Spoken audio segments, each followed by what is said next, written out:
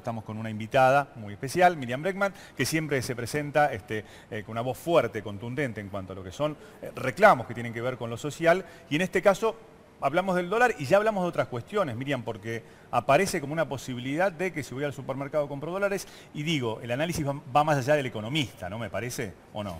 Sí, creo que el dólar desde hace muchos años en la Argentina es seguido popularmente por varios motivos. Uno, porque todos saben que cuando aumenta el dólar eso tiene indefectiblemente un impacto inflacionario, por más que acá hubo ministros como Pratgay que lo quisieron negar y hacían casi un lema de eso.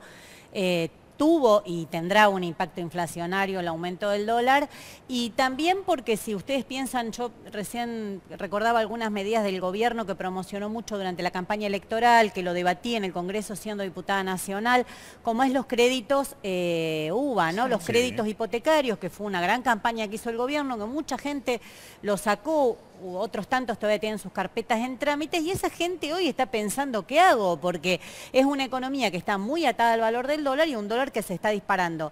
Que tiene que ver con un conjunto de elementos, ¿no? La baja de las tasas que salen de la timba financiera que son las LEVAX y se pasan más al dólar, pero que todo el mundo sabe en la Argentina que el aumento del dólar tiene un impacto después en la economía real, que para empezar a aumentar las naftas, eso lleva al aumento de otros precios y que se combina con una inflación que todos los economistas ya están dando para este año de un 20 o 25%. Entonces, es una combinación muy perjudicial para el pueblo trabajador, porque si ustedes escuchan al gobierno, Marcos Peña ya lo dijo, no quieren que las paritarias cierren más allá del 15%. Entonces, más allá de cuánto valga el dólar, que es una discusión que le interesa a los sectores exportadores, que el dólar esté más alto, creo que el gobierno también está cediendo. Pero socialmente no nos pone muy nerviosos también a todos, porque bueno, la gente que tiene un puchito por ahí ahorra en dólares, o bueno, por lo que vos decís también, que eso después impacta en los precios, y nos genera como un clima de desconcierto o de incertidumbre. Sí, lo genera y un... Aunque no deberíamos pensar en dólares, pero en realidad... Un clima feo de incertidumbre, pero hay que pensar en dólares porque toda la economía está atada al dólar. Yo ponía el ejemplo del crédito hipotecario, no es solamente que sube la tasa, el que está por comprar una vivienda, si aumenta el dólar, le aumenta el valor de las viviendas, que está completamente dolarizado en la Argentina. No hay ninguna línea popular de créditos a tasas baratas para que las clases medias, los sectores populares puedan acceder a la vivienda, cuando es uno de los grandes problemas. Entonces, eso repercute, como les decía recién, en la nafta, en los demás precios. Acá los empresarios nunca pierden, siempre los costos lo llevan a precios. Entonces, los trabajadores están viendo que tienen que ir a una negociación paritaria con una inflación entre el 20 y 25% y el gobierno no quiere que sea más del 15%. Y con despidos, que es la segunda manera de disciplinar a las paritarias. No solamente eso afecta al trabajador, como los de Cresta Roja, que están en graves problemas, los despedidos del Hospital Posadas, Río Turbio. La Argentina está recorrida de norte a sur por innumerables conflictos centralmente ligados a despidos, pero también eso el gobierno lo usa para que los que van a paritarias no negocien en las mismas condiciones de fortaleza. Por eso creo que hay una gran responsabilidad de la dirigencia sindical, no solo porque ha actuado mucho con el gobierno, sino porque en este momento está dejando aislados esos dos aspectos. Por un lado, los conflictos que están en curso y por otro la lucha de paritarias. Creo que la gran tarea del momento es unir esos dos reclamos y que todos los trabajadores ocupados y despedidos puedan unificar sus reclamos, discutir con otra fortaleza, con un gobierno que quiere que sean los trabajadores los que paguen el costo de todo este desbarajuste económico. Uno habla de un tope y bueno, se plantea que no va a superar los 20, aunque el temor es que esto pueda llegar a suceder. Y eso termina modificando la inflación y en algún momento cree que va a haber un cambio y se va a plantear justamente salir de ese fijo de 15 y abrir un poco las paritarias para manejarse de otra manera. ¿Va a suceder esto? Yo creo, por el dólar sí se habla de un dólar de 22 próximamente, o sea que esa sería, y uno escucha a los economistas que van a la tele, sobre todo los que representan a los sectores exportadores y están haciendo un lobby furioso para que el dólar aumente aún más. Pero por el otro lado, como decíamos, claro, hay una presión enorme para que los trabajadores pierdan poder adquisitivo, porque si la paritaria es del 15, la inflación es de 25, más los tarifazos que vienen de servicios públicos y demás que infectan claramente a los sectores populares. Entonces, es una combinación muy perjudicial para los trabajadores, pero un buen momento para dar la pelea. Eso para mí me parece que es lo contradictorio. Es un gobierno que salió muy debilitado de lo que fue la reforma previsional. ¿Dar las peleas en las paritarias? Sí, sí, porque lo veo muy debilitado el gobierno, muy desprestigiado después de la reforma previsional. La logró aprobar a costa de acuerdos, con ponenda con los gobernadores, con diputados, senadores del peronismo, que como siempre van corriendo en auxilio del gobierno. Pero en la calle han perdido, incluso muchos votantes de Cambiemos están muy enojados con el gobierno por lo que hizo, ¿no?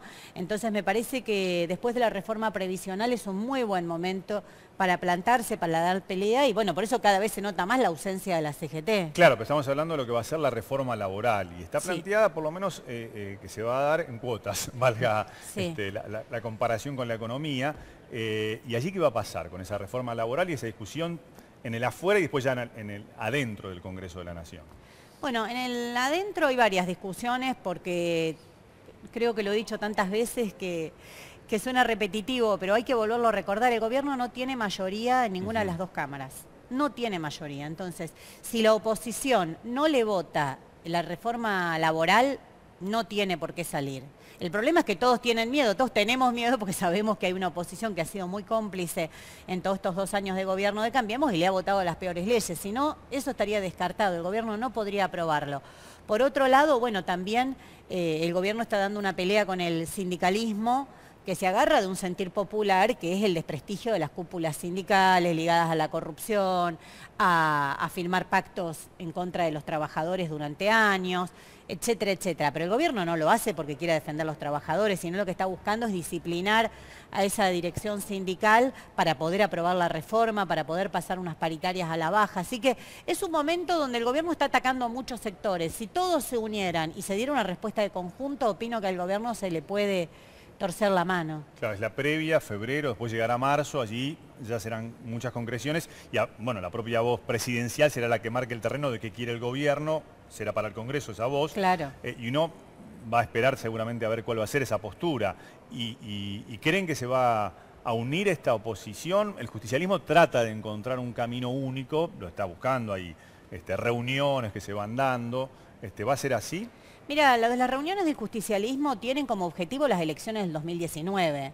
Que eso reporte automáticamente en un beneficio para el pueblo trabajador no está dicho. Vos sabés que ahí cada cual está defendiendo su cuota de poder hacia el 2019 y eso hablan de la reunificación. Es más, hay sectores como el kirchnerismo que han hablado de los traidores, han señalado esto que yo te decía, que un sector de peronismo, centralmente en el Senado, le ha votado todas las leyes a Macri y ahora están viendo cómo se juntan de nuevo. Moyano hasta hace unos días era el enemigo número 1. Era el enemigo número 1 Moyano y ahora están viendo cómo se juntan con Moyano. Así que, además de la incoherencia en sus posturas, me parece que lo que ahí están privilegiando es un acuerdo electoral. Nosotros no estamos hablando de acuerdos electorales, lo que estamos señalando es que hay una responsabilidad política de enfrentar a este gobierno, que en el Congreso no hay que votarle las leyes y que en las calles hay que salir a enfrentarlo porque es un buen momento. Como vos decís, el 1 de marzo, cuando el presidente va a dar su discurso, ahí va a tratar de marcar una agenda, pero hay un hecho que es que quería tratar la reforma laboral en febrero y que por ahora no pudo hacerlo. Entonces tampoco podemos dejar de ver, porque si no se muestra un gobierno todopoderoso con el único objetivo de no enfrentarlo. ¿Y las paritarias se deberían dividir en 2 este año, teniendo en cuenta que no está clara cuál va a ser la inflación? Mira, las paritarias tienen que tener un elemento central, que es una cláusula gatillo, o como se llame, que no pueden dejar que los trabajadores pierdan poder adquisitivo, como ha pasado los años anteriores. Creo que ahí es uno de los grandes favores que le han hecho a las direcciones sindicales, es permitir que la inflación le gane al salario, porque más allá de lo que valga el dólar, lo que a nosotros nos preocupa, nos interesa centralmente es que lo que no pierde es poder adquisitivo el salario de los trabajadores. Entonces se lo va atacando por distintos lugares al salario, por la inflación, por los tarifazos, por el aumento de la nafta. Bueno, creo que todo eso hay que ponerlo sobre la mesa y que a partir de ahí hay que empezar a discutir nuevamente. Y la izquierda plantea esa discusión en muchos lugares, en el Congreso de la Nación y también en la calle.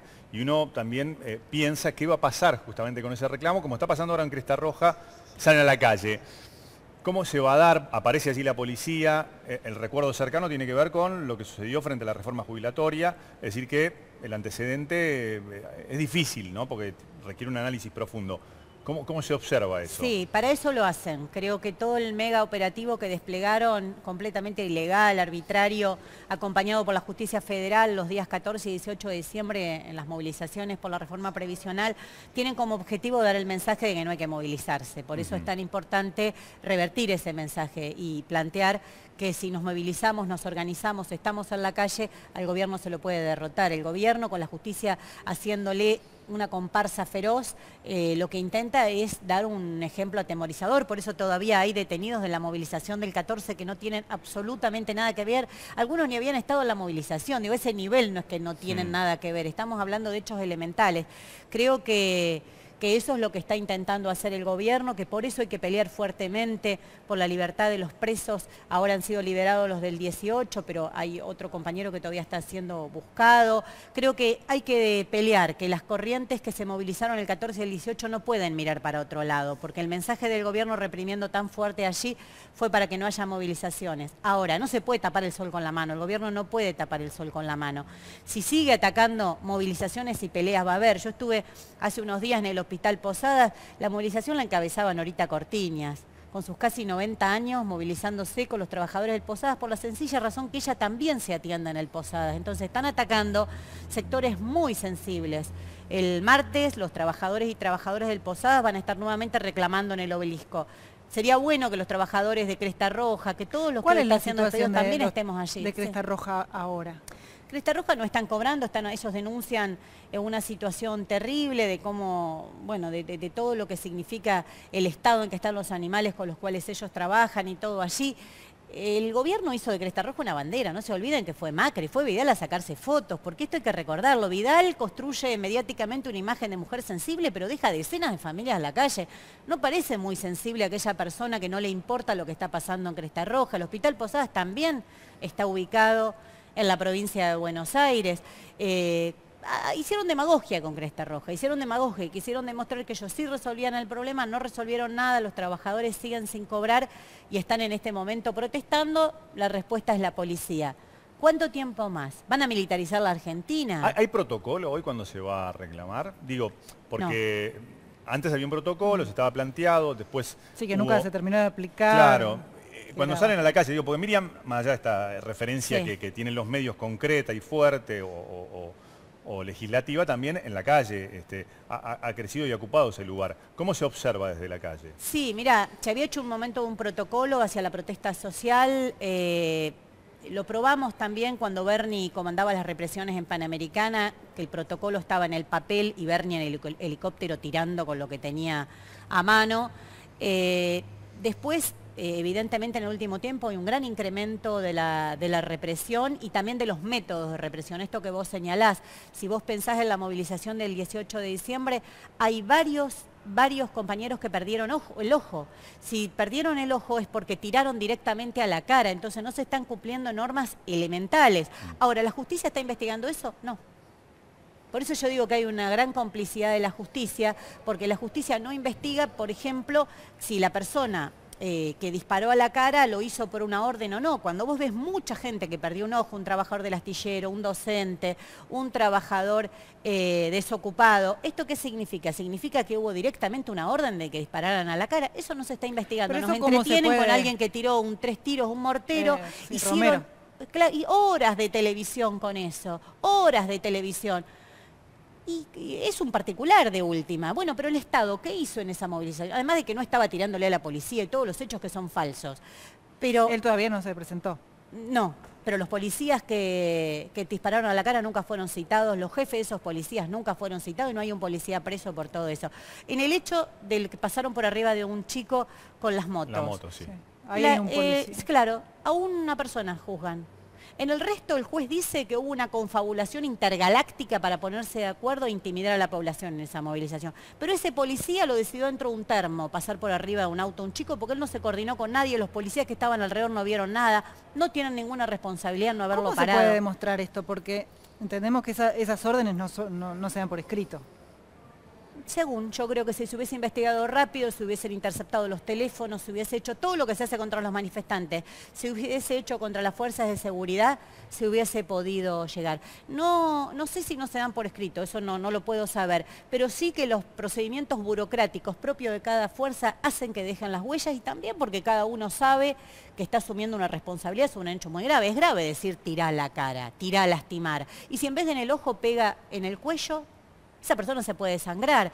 Entonces, creo que hay una situación de avance represivo muy fuerte, que hay que señalarlo, pero que la manera de enfrentarlo es masificando los reclamos. La manera de enfrentar eso es que los reclamos sean masivos, que no se pelee más por separado y que las luchas se unan. Contra la masividad no hay manera. Eso sería el rol de la izquierda, buscar esa unión. Digo, más allá del justicialismo. Corramos el justicialismo. Sí, claramente. En el caso de la izquierda también debería encontrar un camino único. Nuestro rol en la calle es ese, nuestro rol es el que venimos cumpliendo, de acompañar a cada uno de los reclamos, y creo que tiene que ser centralmente el reclamo hacia las centrales sindicales, que esto no puede seguir transcurriendo todo como por etapas. Por un lado la reforma laboral, por el otro las paritarias, por otro los despidos, que es necesario un plan de lucha en serio, que la pelea de Moyano con el gobierno no sea solo defensa propia, sino que sea verdaderamente el inicio de un plan de lucha conjunto para que de una vez por todas no sean los trabajadores los que paguen la crisis, una crisis que no provocaron. Los trabajadores no son responsables de todos los desbarajuste económico que tiene el gobierno,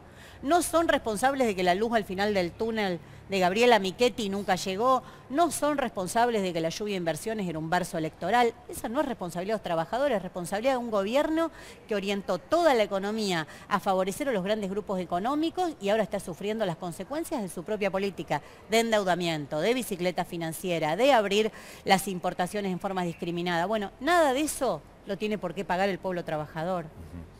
¿Y la gente no tiene miedo? Digo, después, por miedo a perder el trabajo, porque planteas la necesidad de salir a la calle. ¿No hay mucho miedo para eso? Miedo a salir a la calle, sí, también. Mira, el miedo se infunde, el miedo se construye, el miedo se construye.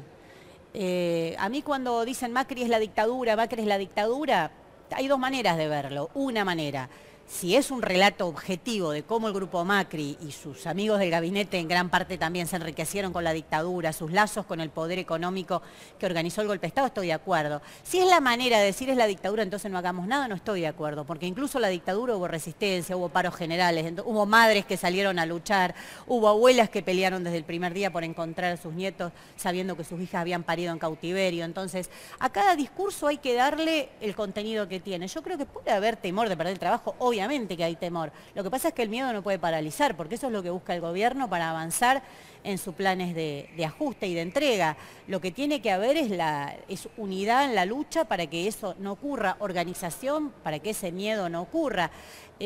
Uno puede decir tengo temor o no, pero los listados de despidos, por ejemplo, en el Estado, de lo que ellos llaman dotación óptima, ¿no? Que el Ministerio de Modernización sacó diciendo, por ejemplo, en el Posada sobran 640 puestos de trabajo. Eso está.